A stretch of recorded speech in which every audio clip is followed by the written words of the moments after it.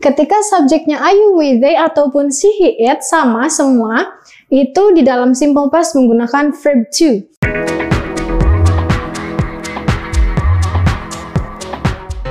Hello English learners, welcome back with me Miss Tiara in episode English Grammar. Okay, so today we are going to talk about tenses. Jadi hari ini kita belajar tentang tenses, tapi tenses hari ini kita akan belajar tentang simple past. Jadi dari namanya aja kita sudah tahu, yaitu ada kata past di sana. It means berada di masa lalu. Ya, simple past itu hanya terjadi di masa lalu. Now we can see the definition atau definisi dari simple past. Yang pertama yaitu situation that began and ended in the past. Jadi situasi atau kejadian yang memang dimulai dan berakhir juga di masa lalu. There is a specific mention of time. Jadi kita harus menambahkan keterangan waktu juga di sana. Contohnya di sini ada I joined the meeting yesterday. Saya mengikuti sebuah pertemuan kemarin. Jadi di sini ada specific mention of time-nya yaitu yesterday. Wow. So di setiap tenses pasti ada dua sentence, ada dua macam sentence yaitu verbal dan juga nominal. Oke, kita lihat rumus dari verbalnya di sini. Of course ada positif, ada negatif dan juga ada interrogative. Oke, the first that we have to see the verb.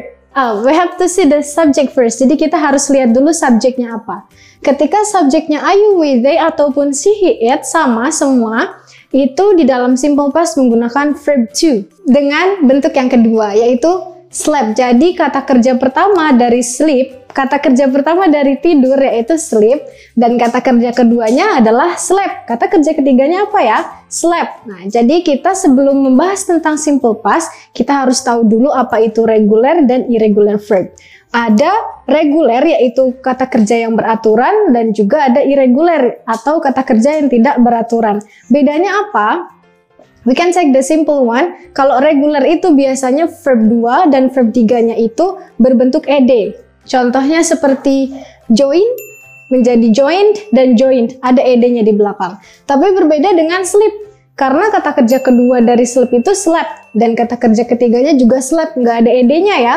Berarti dia bukan masuk ke regular verb, melainkan masuk ke irregular verb. So we can take here slept as the verb. Slept sebagai kata kerjanya. Contoh, I slept, berarti saya tidur. Tapi karena kita menggunakan kata kerja kedua, berarti yang dimaksud tidurnya itu di masa lalu. Sekarang udah beda lagi, karena ini hanya terjadi dimulai dan berakhir juga di masa lalu. That is for positive.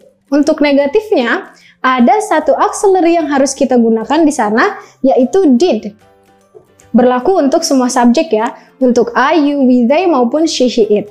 Contohnya di sini ketika negatif berarti sudah pasti artinya tidak. Saya tidak tidur. Contohnya I did not sleep. Saya tidak tidur. Otomatis sudah pasti kita gunakan did. Kenapa pakai did? Karena ini terjadi di past, di masa lalu. Makanya kita pakai did. Karena ini adalah kalimat negatif, berarti ada not-nya ya.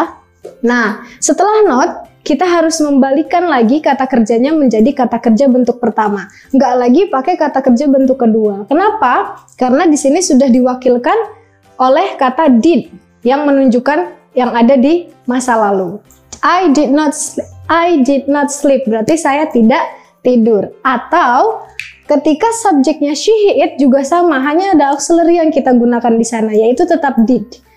Dia perempuan tidak tidur, berarti she did not sleep. Jangan lupa, kata kerjanya harus kita kembalikan lagi ke bentuk pertama, karena sudah ada did yang mewakilkan masa lalu tersebut. Atau ada lagi di interrogative sentence. Interrogative itu berarti kalimat tanya. Ketika kalimat tanya, maka auxiliary-nya kita pindah ke depan sebelum subjek, yaitu auxiliary masih sama, did. Did, I, you, we, they, ataupun she, he, it, semua sama tetap menggunakan did. Setelah itu, menggunakan kata kerja verb 1 atau bentuk kata kerja pertama. Kenapa tidak lagi menggunakan kata kerja kedua? Karena sudah ada auxiliary did di depan. Contoh, jadi did I sleep? Apakah saya tidur? Karena kita menggunakan did berarti sudah pasti menanyakan kejadian yang ada di masa lalu. Sama halnya seperti she, he, it juga. Did she sleep? Apakah dia perempuan tidur? Kapan terjadinya? Di masa lalu. Kenapa kok kita bisa tahu itu di masa lalu? Karena ada auxiliary did yang kita gunakan. Oke, next kita lanjut ke nominal sentence. Ketika kita berbicara tentang nominal sentence, sudah pasti berhubungan dengan ana. Apa itu ana? Adjective, noun, dan juga adverbs. Selalu ya, ada positif, ada negatif, dan interrogatifnya juga pasti. Nah, kita lihat di sini untuk kalimat positif. Ada dua auxiliary yang kita gunakan, ada dua to be di sini. Kita harus bisa membedakan ya.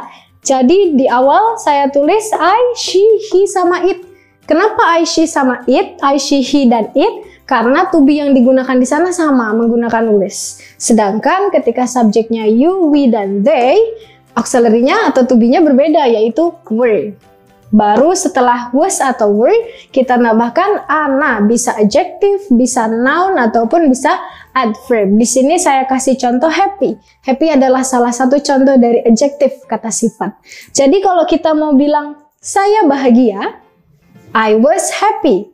Tapi kejadiannya kapan? Di masa lalu. Kenapa kok bisa tahu di masa lalu? Karena kita menggunakan was di sana sebagai to be. I was happy, berarti kita bahagia. Kapan? Di masa lalu. Sama halnya ketika subjeknya kita ubah menjadi you misalnya. Kamu bahagia, tapi kita pakai to be-nya were. You were happy, berarti bahagianya kapan? Di masa lalu, you were happy. That's for the positive sentence of nominal. Kita lanjut ke negative sentence. Kalau negatif sudah pasti terjemahannya tidak ya.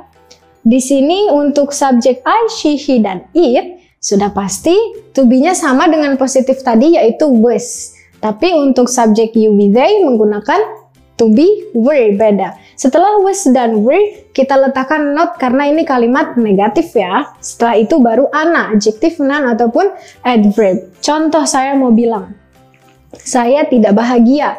Tapi di masa lalu, apa yang harus kita ubah? Ya, to be-nya. Was atau were, karena ada di masa lalu. Saya, I was not happy.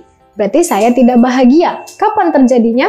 Di masa lalu, karena to be-nya menggunakan was. Kalau saya ganti subjeknya menjadi they, mereka tidak bahagia, berarti they were not happy.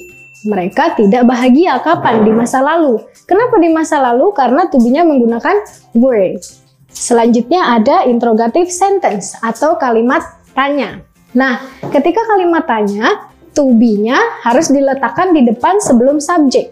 Tapi kita harus lihat dulu nih subjeknya apa. Kalau subjeknya I, she, he, dan it, maka to be yang di depan yaitu was. Tapi ketika subjeknya you, we, atau they, to be yang di depan bukan was lagi, tapi were. That's different. Beda ya. Kita harus lihat-lihat dulu subjeknya. Semisal saya mau bilang, apakah saya bahagia? Karena saya menanyakan kejadiannya di masa lalu, maka to be yang saya gunakan was ataupun were. Contohnya di sini, was I happy? Apakah saya bahagia? Kapan? Di masa lalu. Kenapa kok bisa masa lalu? Karena kita gunakan to be was di sini. Tapi beda lagi kalau subjeknya you, we, they. To be yang kita gunakan bukan lagi was ya, tapi berubah menjadi were. Were we happy? Apakah kami bahagia? Kenapa pakai were? Karena kejadiannya ada di masa lalu, makanya kita pakai were.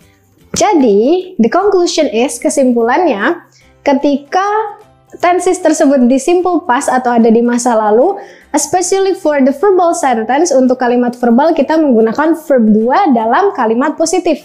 Tapi ketika kita pindahkan ke kalimat negatif dan interrogatif, menggunakan bentuk kata kerja pertama, tapi jangan lupa ada auxiliary yang kita gunakan yaitu did, di negatif ataupun di interrogatif. Sedangkan untuk nominal selalu berhubungan dengan adjective, noun, dan adverb. Ada dua to be yang kita gunakan di sana yaitu was dan were. Was itu untuk subjek I, she, he, dan it. Sedangkan were itu untuk subjek you, we, dan they. Oke, gimana nih teman-teman? Sudah pada paham tentang simple past-nya?